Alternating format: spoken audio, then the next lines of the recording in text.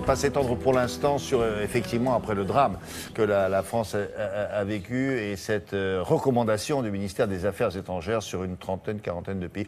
Bon, alors vous savez ce que vous avez à faire et les professionnels ont dit oui, c'est peut-être un peu sévère cette liste-là. Ils ne sont pas tous très contents parce qu'évidemment, ça leur empêche d'avoir des touristes pendant un certain temps.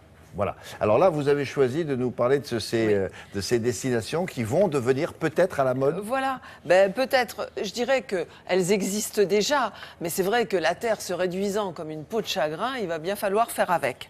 Alors, pourtant, l'été avait été prometteur. Hein. Ça remontait la pente dans pas mal de destinations, notamment les destinations du sud de l'Europe ont cartonné, même la Turquie. La Tunisie avait repris des couleurs de l'ordre de 20%, donc c'était pas mal. Alors là, ils se sont donné de bonnes raisons d'espérer encore.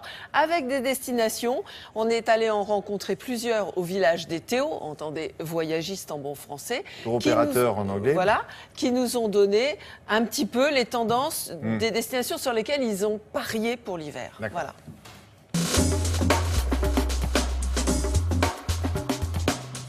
IFTM Top Resa 2014, c'est parti.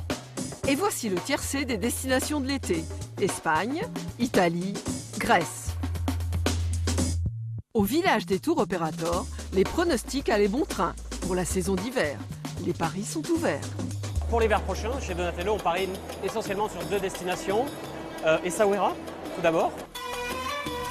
Essaouira était jusque-là plutôt une très belle destination sur le bord de l'Atlantique, qu'on combinait avec Marrakech ou qu'on combinait avec Agadir, et qui devient désormais une destination de court séjour à part entière. À quelques heures de vol, en vol direct, on se dépayse.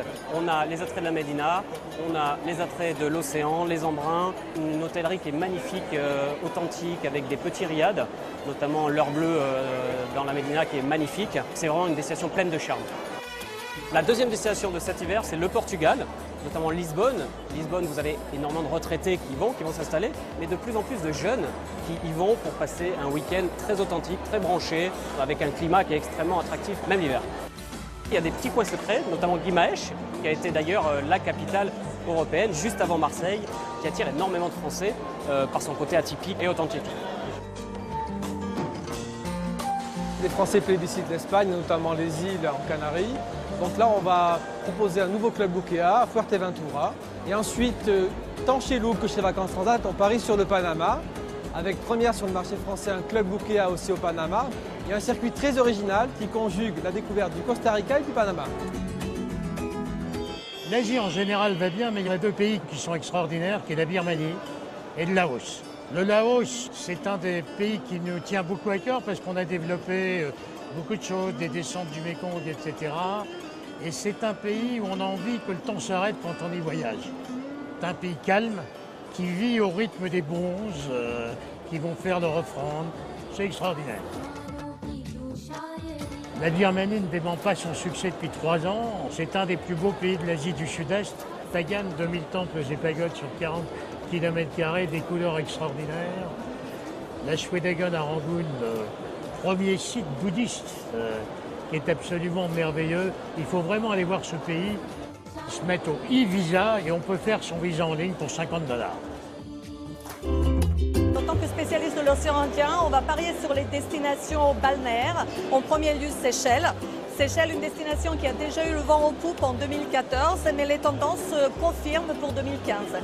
Puis l'autre pays sur lequel j'aimerais mettre la lumière, c'est l'Inde, qui est notre spécialité également. Cuny, depuis des années, spécialiste de l'Inde en circuit. Nous sommes aujourd'hui une marque considérée comme marque haut de gamme. Je ne sais pas si vous connaissez K.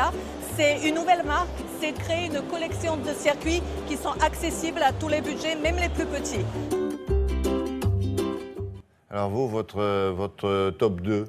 Mon top 2 des destinations très sûres. Non, sûrs ou dont on va parler, et effectivement qui sont sûrs par opposition à ces listes que l'on publie depuis 48 heures. Les destinations en long courrier vers lesquelles on va repartir, le Laos, la Birmanie. Pas trop cher?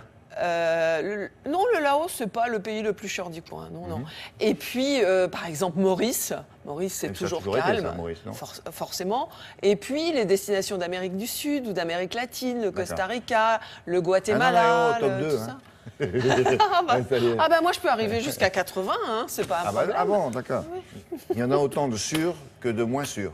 À peu près, oui, voilà, on va D'accord. dire comme ça.